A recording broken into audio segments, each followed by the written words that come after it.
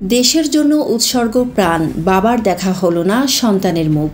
অগ্নি দুর্ঘটনায় শহীদ fire fighter Nurul হুদার ঘরে জন্ম নিল পুত্র সন্তান। টঙ্গীর কেমিক্যাল গোডাউনের ভয়াবহ অগ্নিকাণ্ডে জীবন উৎসর্গ করা ফায়ার ফাইটার মোহাম্মদ নুরুল হুদার পরিবারে জন্ম নিল নতুন প্রাণ। বাবার মৃত্যুর ১২ দিন পর আজ সোমবার সকাল 10:30 ঘটিকায় ময়মনসিংহ মেডিকেল কলেজ হাসপাতালে জন্ম নেয় তার পুত্র সন্তান। কিন্তু এই সন্তান পৃথিবীর আলো দেখলেও দেশের জন্য নিজের জীবন উৎসর্গ করা বাবাকে কখনোই দেখতে পাবে না।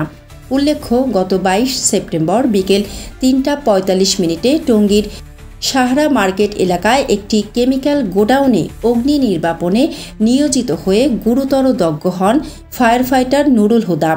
পরে গুরুতর অবস্থায় জাতীয় বার্ন ও প্লাস্টিক সার্জারি ইনস্টিটিউটে ভর্তি করা হয় তাকে।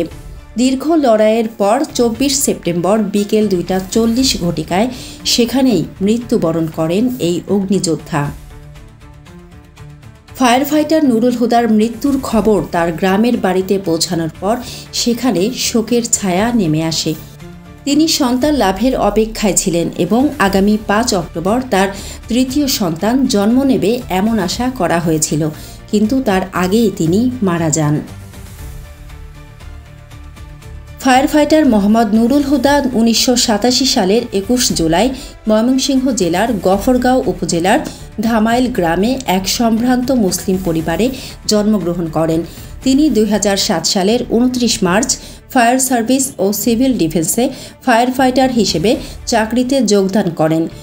নতুন সদ্যজাত পুত্র সন্তান ছাড়াও ফায়ার ফাইটার নুরুল হুদার 10 বছরের একটি কন্যা ও 3 বছরের একটি পুত্র সন্তান রয়েছে।